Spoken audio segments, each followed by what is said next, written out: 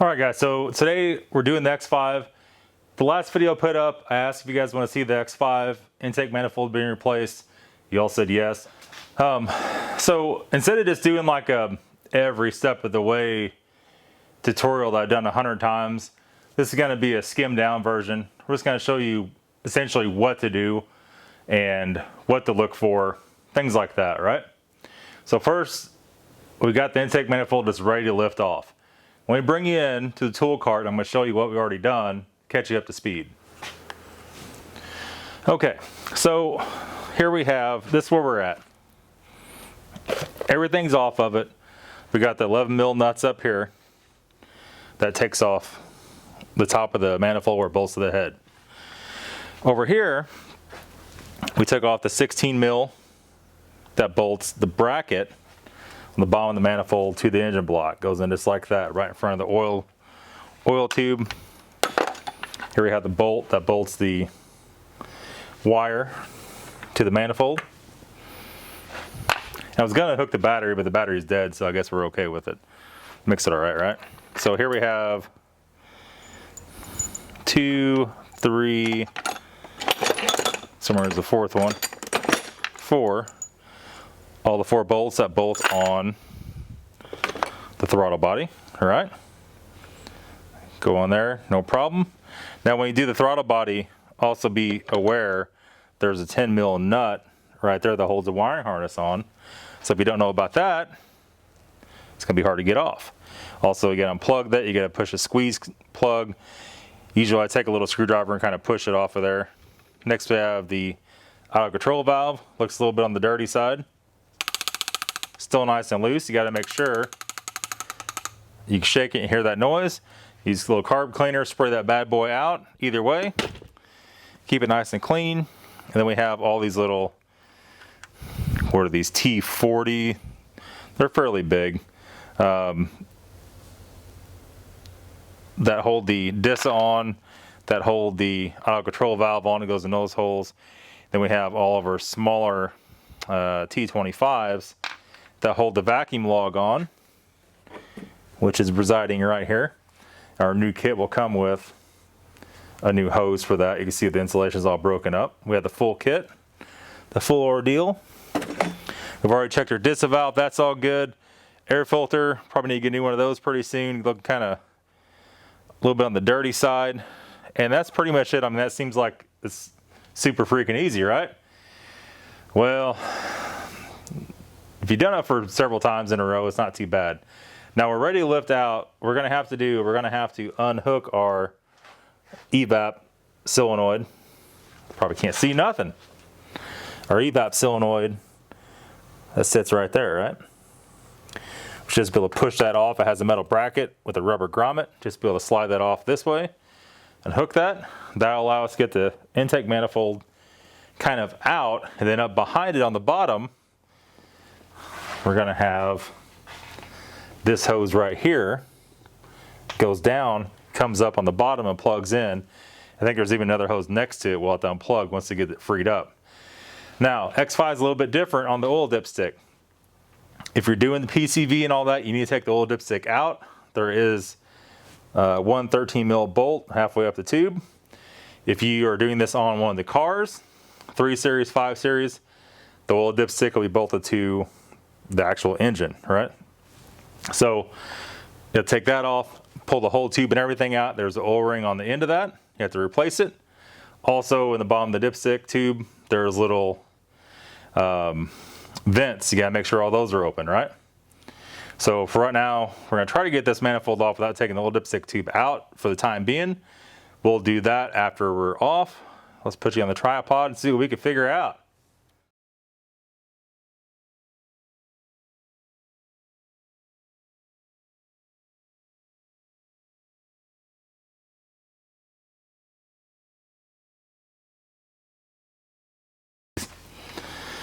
Jeez. All right. Let's go on for a little closer look-see here. Breathing like Fatty McGee now, for good reason. For real good reason. All right. So we just unplugged this off the bottom. This goes to the Evap. You can unplug that up top if you want, whatever you like to do. Cut our zip tie. And then we had one of those plugs around the back. That's all done, that's all good. Now the starter, so how this operates, we have the starter wire right here. So once you disconnect that from the top, that cuts all the power to this wire and everything else. The power stops right there. You have 2 wires come with the starter. One goes up to this, obviously. The other one goes to the alternator. So now we're totally unpowered right there. So do you have to take the battery loose to do this? No, not really. Not really. So next thing is, let's get that damn starter out of there and let's see what's going on. All the wires look okay.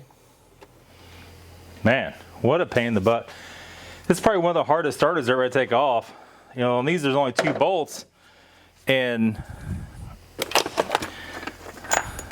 on these you can't, if you get the star head, or not the star head, the inverted Torx, E-Torx back there is difficult, but I could on this one. I couldn't freaking break them loose. They were so damn tight.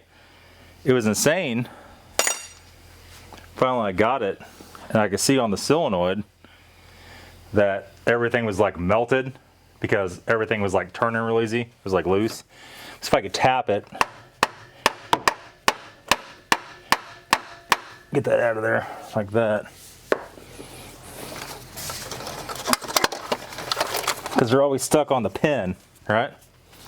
You can see like even the little bolts. Look at that. It's like she's freshly cooked, right? So hopefully that's it. Let's throw the new one in there real quick and bump the key. I'm not even gonna bolt it down, I'm just gonna physically just hook it up and bump the key and make sure that we're in business. Because if we're not, we want to fix the problem right now while we're in here. And I've used this company before off Amazon. I'll give you a link for these M54 starters. All the M54s are all the same on the starter. So let's just kind of throw her down in there. See, they didn't give me extra nuts for it though. I got the old nuts, but still. Oh yeah, they did. They're in the box. I think we're gonna do, take our gloves off because we can't feel the nuts, boys. So let's go ahead and, I hate to even lean on that greasy ass valve cover.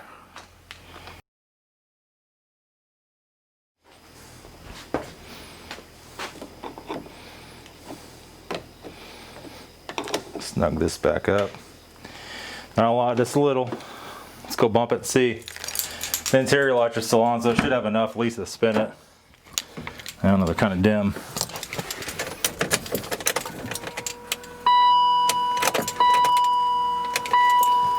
Still nothing?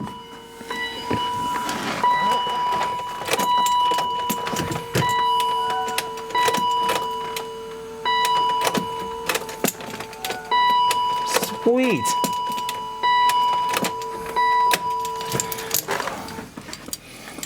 I love that. I love that. Okay. So I thought, well, we know it has to be grounded, even though I had it leaning against the metal. Probably not good enough. Put one bolt all the way in, started the other bolt. Let's just see before I run a bolt in. You know, I'm probably leaving that starter in no matter what. But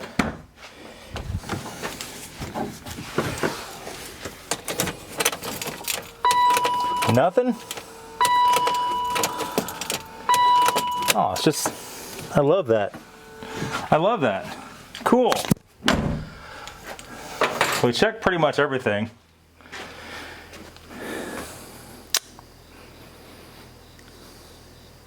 Just put a smile on my face, let me tell you. I love that. Great. So we checked all the EWS with ISTA. We tried a different key to start with. All that's functioning correctly. What the symptoms started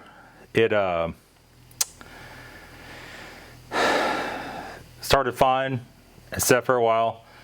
When it started, I turned the key, I noticed when I let back off of the key, it still cranked for a second, and then it would never start again. So if we have a key tumbler problem,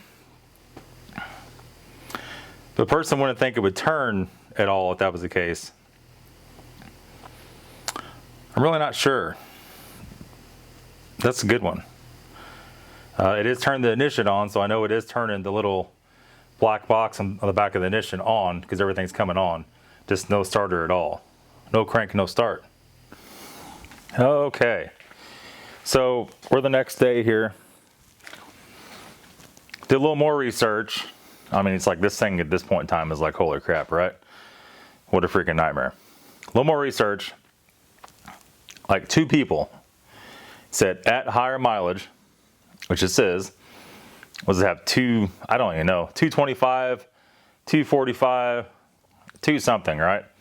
2 enough mileage to have this problem. Anyhow, they said the ignition part, not the barrel the key goes in, but the actual electronic ignition that goes on the back of the ignition barrel is probably bad. Had one other guy I found digging through Google had the same problem. I've never seen that on one of these. E36, yes. This, no. But it makes sense. It makes sense why she was, when she said that, there you go. That camera is not the kind of camera you can hold because it's all shaky and stuff. Okay, so when she started it, my mom started it, she cranked it. When it would not crank, she let off the key and it cranked and then stopped, and that was it. Makes me think the contacts and the ignition might have fell apart. Now that starter, when I showed you how loose all the terminals were on it, on the solenoid, that thing is pretty much cooked, right? We had to take the intake manifold off anyway to do the PCV and CCV and all that crap. And I wanted to check out all the vacuum lines and everything. There's some of those we're going to replace. There's a few of the little skinny ones on the back that are pretty rotten. Actually, the one going to the secondary air valve will just cap it off. That's all deleted on this car. This car is Euro 1 flash also. So all that crap's deleted. This thing has all the oxygen sensors are deleted with that flash. Everything's done. So was it worth putting another $58 starter on it? Yeah, probably at this point. That ensures whoever we sell this thing to is not going to have a starter problem, and they're not going to have to take the damn intake manifold back off this thing. Other than that, I've already done all the control arms. I've already done cosmetically, everything's been done. It's really good shape cosmetically. We do have a broken door handle. I might go and fix that. On the E53, the broken door handle situation is current, right? It's an ongoing saga for the $20 door handles. Even if you get an expensive one, it doesn't matter, right? A lot of it is knowing how to pick up the door handles. This thing, I did one window regulator in it when we first got it. Never had any more problems with window regulators. AC's cold. The all-wheel drive is great. It has new tires, has new brakes, on and on and on. Overall, not a bad car. We just have a few little tidbits. I'm trying to make this thing reliable, even though it's not worth much money at all. I'm trying to make it reliable because whoever buys it is going to want to drive it. I don't want to sell something that's going to break, right? So that's why I went up the extra mile, got the new valve cover, the new PCV, doing everything. And I've already done vanal seals in this thing. I've already done brand new OEM water pump, thermostat, all the hoses, the radiators been done within the last year. It's had a lot done. But as a secondary car with over 200,000 miles, for my purposes, I don't have time to fix it all the time, right? So we'll pass it on. Next up, the X3. We got her the X3 to replace this, right? She's already put almost 30,000 miles on it. It's a little over 200,000 miles also. In my theory, to have a trouble-free operation, that needs to go too. So I think it'd be best, everything's going to turn around here except for the M5 and the 1600. E90, we talked about keeping the E90 for a backup car, just to keep it around. I would like to have the extra shop space, but we'll see how it goes. The E90 is all-wheel drive. There's a huge benefit to that if it snows. But with the 19s on it, I don't know if that's such a good benefit or not. We'll see. That's going to be it for today's video. I've ordered the right ignition module, a legit Febby Bilstein one. It's 50 bucks. Did not get the Chinese one because I don't want somebody in the future to have trouble with it. That's going to be all. We'll see you tomorrow. Have a good day.